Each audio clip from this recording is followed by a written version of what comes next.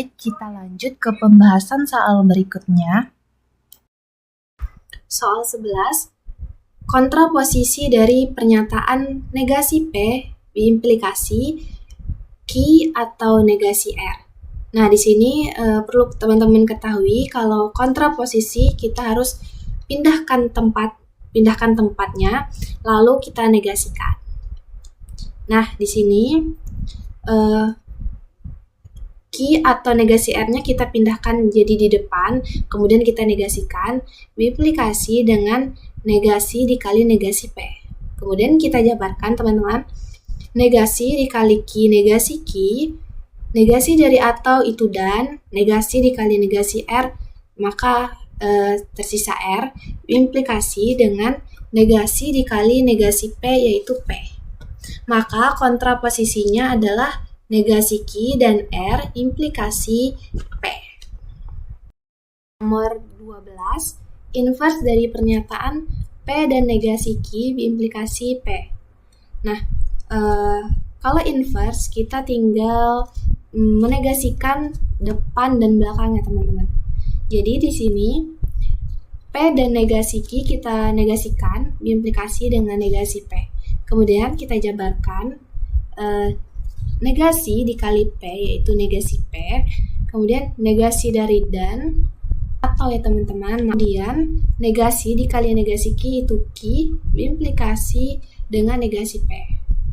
Maka inverse-nya adalah negasi P atau Q implikasi dengan negasi P.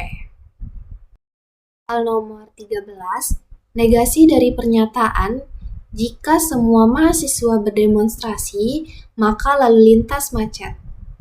Nah, di sini teman-teman kita bisa notasikan kalimat jika semua mahasiswa berdemonstrasi itu kita notasikan menjadi P. Kemudian kalimat lalu lintas macet itu kita notasikan menjadi Q. Sehingga jika P maka Q. Nah, kemudian kita negasikan itu sama dengan ekuivalen dengan P dan negasi Q. Maka P itu tadi kan jika diubah ke bentuk kalimat matematikanya, yaitu jika semua mahasiswa berdemonstrasi. Kemudian negasi dari Q itu kalimatnya berarti lalu lintas tidak macet. Maka negasi dari pernyataan tersebut adalah semua mahasiswa berdemonstrasi dan lalu lintas tidak akan macet. Soal nomor 14, jika semua anak naik kelas, minggu depan tidak akan ada syukuran massal. Kemudian minggu depan syukuran massal. Nah, simpulan yang tepat dari pernyataan tersebut adalah, di sini teman-teman kita mempunyai dua premis, di mana premis pertama yaitu jika semua anak naik kelas, minggu depan tidak akan ada syukuran massal. Kemudian premis keduanya itu minggu depan syukuran massal. Di sini kita notasikan kalimat semua anak naik kelas kita bisa notasikan menjadi P. Kemudian minggu depan syukuran massal itu kita notasikan menjadi Q. Sehingga kita tulis untuk premis pertama, jika P maka negasi Q. Karena kan tadi tidak akan ada syukuran massal. Jadi itu dinotasikan menjadi negasi Q. Kemudian premis keduanya Q.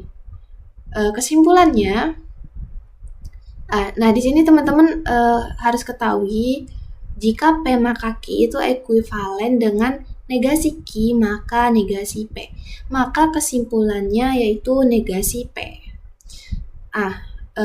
Negasi P ini jika diubah dalam bentuk kalimat matematikanya yaitu negasi P tidak semua anak naik kelas. Soal nomor 15, diketahui premis-premis berikut. Nah, ada premis pertama yaitu jika Indonesia perang dan tidak aman, maka beberapa warga asing dievakuasi. Kemudian premis kedua, semua warga asing tidak dievakuasi. Nah, kesimpulan dari premis tersebut adalah, untuk mencari kesimpulannya teman-teman, kita bisa notasikan seperti soal-soal sebelumnya.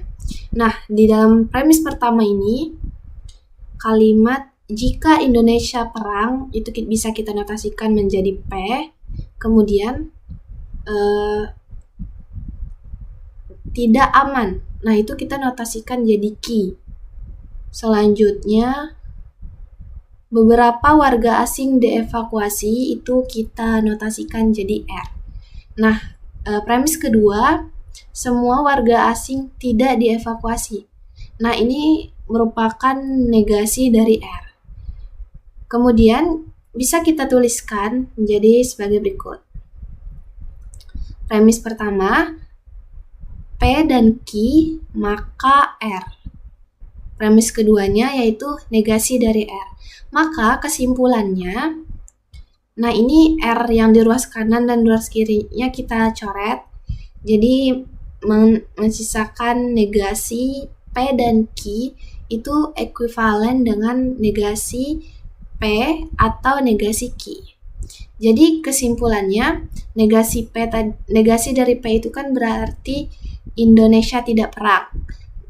Nah, negasi dari Q sendiri itu berarti akan aman.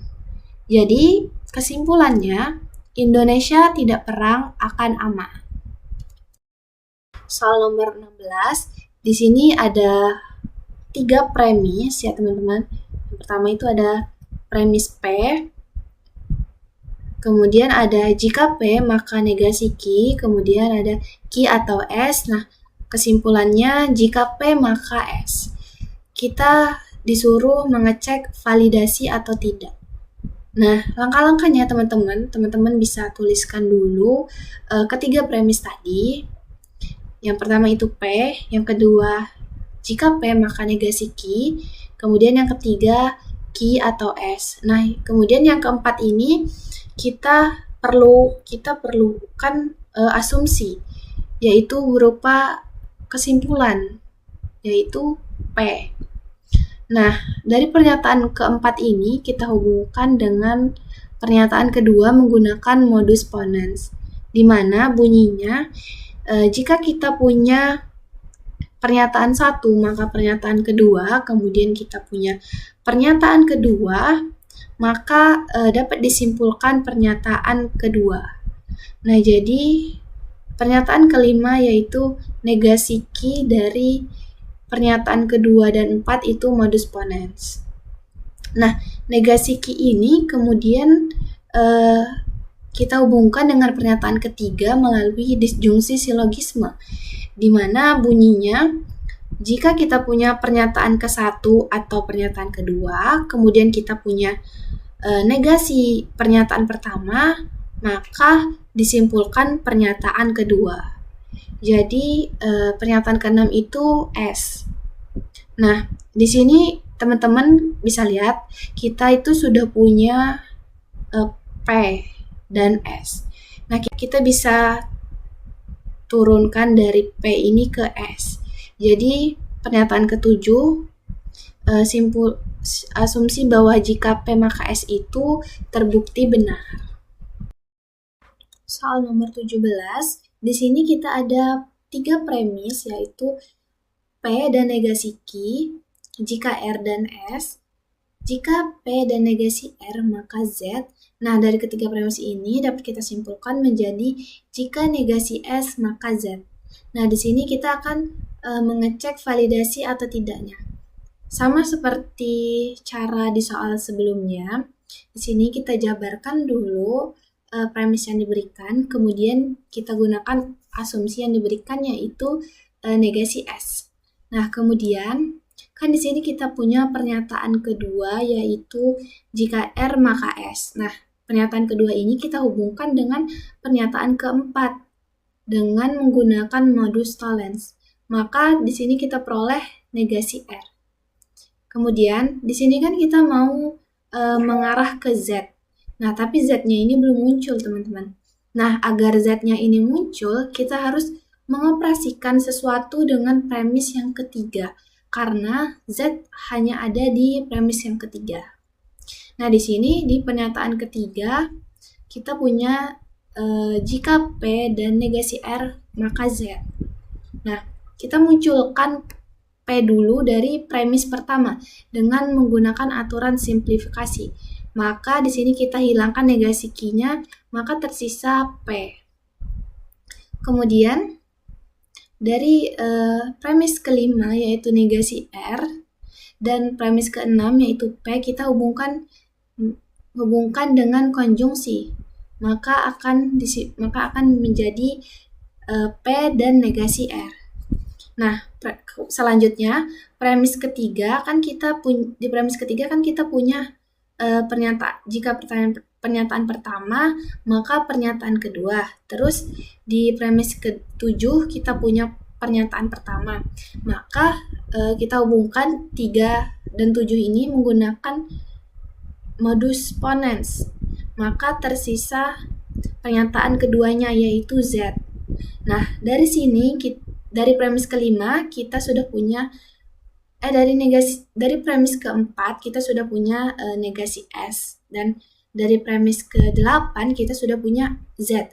Maka di sini dapat kita simpulkan menjadi jika negasi S maka Z. Maka hal ini terbukti.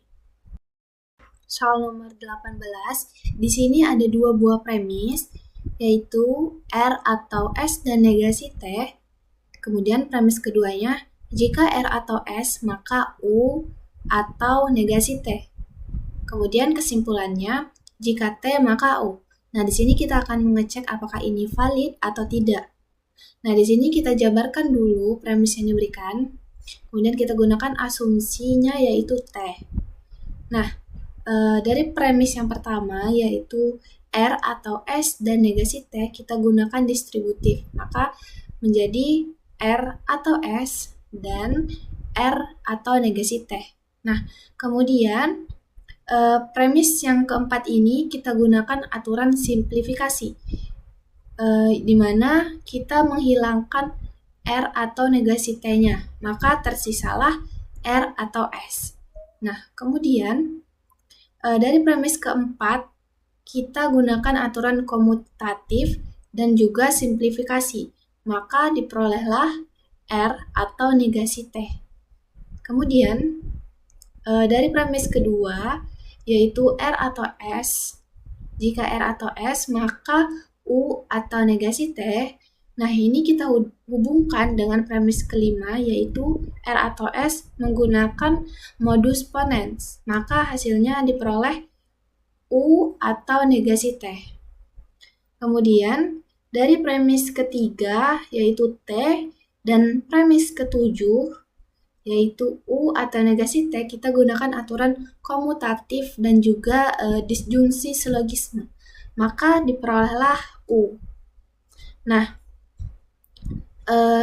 di pernyataan ketiga dan ke-8 ini kita sudah punya T dan U-nya.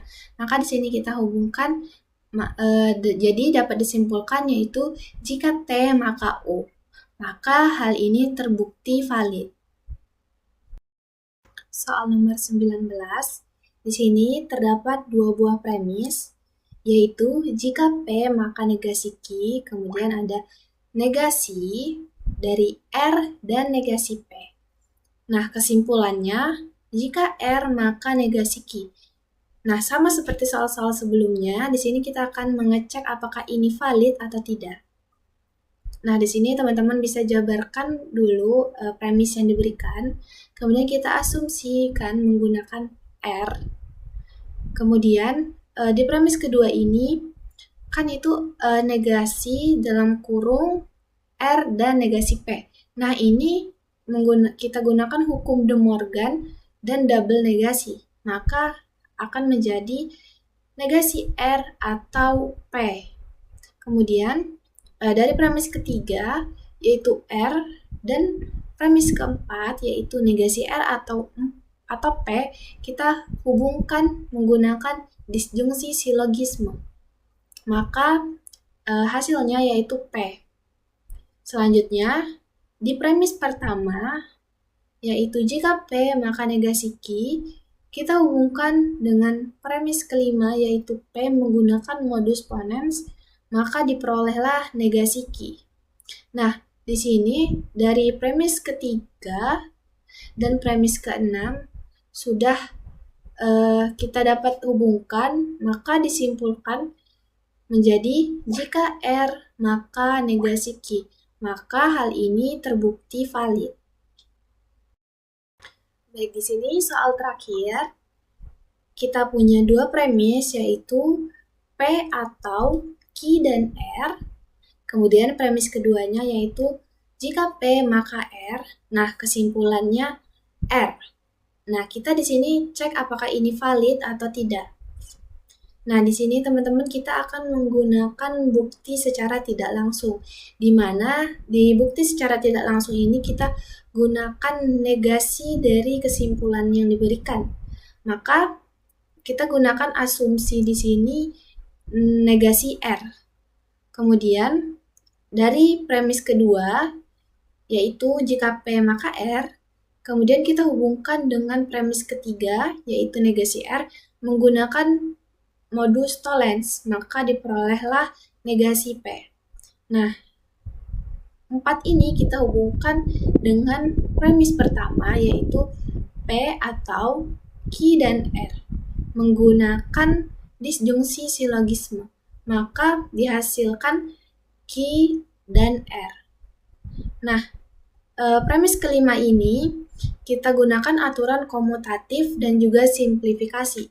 Di sini kita hilangkan Q-nya, maka tersisalah R. Kemudian, premis ke-6 ini kita hubungkan dengan premis ketiga, yaitu negasi R, menggunakan konjungsi, maka diperoleh R dan negasi R. Nah, dari sini kita bisa simpulkan menjadi kesimpulannya yaitu R.